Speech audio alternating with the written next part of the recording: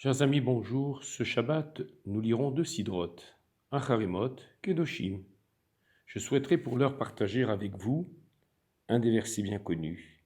Ish imo ve'aviv tiraou. Un homme, sa mère et son père, ils craindront. Mes Shabbatot, vous les observerez, je suis l'Éternel, votre Dieu. Nous ne commenterons qu'un des aspects de ce verset qui a fait l'objet de nombreuses explications.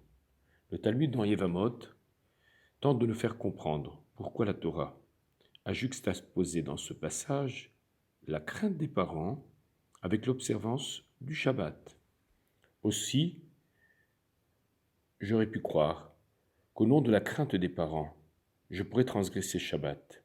Le verset vient te dire, tu ne peux en aucune manière enfreindre ce jour, car tes parents et toi-même me doivent le respect. Le Talmud dans la Masechet Baba Metzia déclare il en est de même dans tous les domaines de la vie. Dès l'instant où il y a un conflit d'intérêts, le respect du Créateur prime.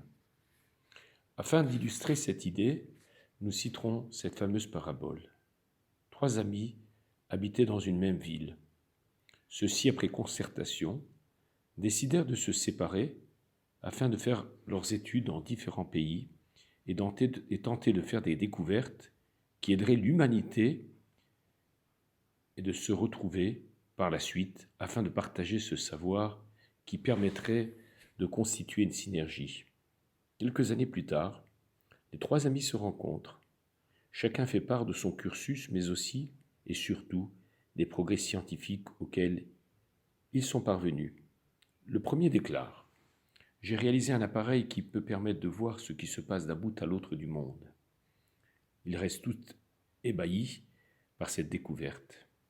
Le second dit « J'ai inventé un véhicule qui est capable de parcourir le monde en quelques secondes. » Le troisième, quant à lui, « J'ai trouvé un remède qui soigne toutes les maladies. » Voilà que le premier regarde avec son appareil et constate que de l'autre côté de la planète, un roi est dans une situation critique. Tous les médecins sont au chevet du monarque et restent dépités. Le second dit « Dépêchons-nous de monter dans mon véhicule. Quant au troisième, nous lui donnerons mon remède. » Ainsi fut fait. Le roi recouvre santé d'antan. « Je souhaite vous remercier, dit le monarque, en guise de reconnaissance. Ma fille vous sera donnée comme épouse. À vous de choisir lequel d'entre vous l'épousera. » Chacun dit à l'autre que c'est grâce à sa trouvaille. La fille du roi, en entendant leur plaidoyer, déclare « Vous avez certes tous les trois, contribué à la guérison de mon père, mais ce qui me servira le plus dans l'avenir, c'est la médication qui soigne tous les maux. » Ainsi, chers amis, la Gemara dans Kiddushin enseigne « Il y a 3 associés en l'homme, le Père, la Mère et le Créateur, qui est celui dont nous avons en tout lieu et en toutes circonstances besoin de lui. C'est notre Créateur qui nous apporte la vie, qui pourvoit notre nourriture et à tous nos besoins vitaux. C'est pourquoi nous devons avoir toujours les yeux rivés vers le ciel afin que le Créateur ne nous prive pas de ce qui est essentiel et vital pour notre existence. Yom Tov, Lechulam.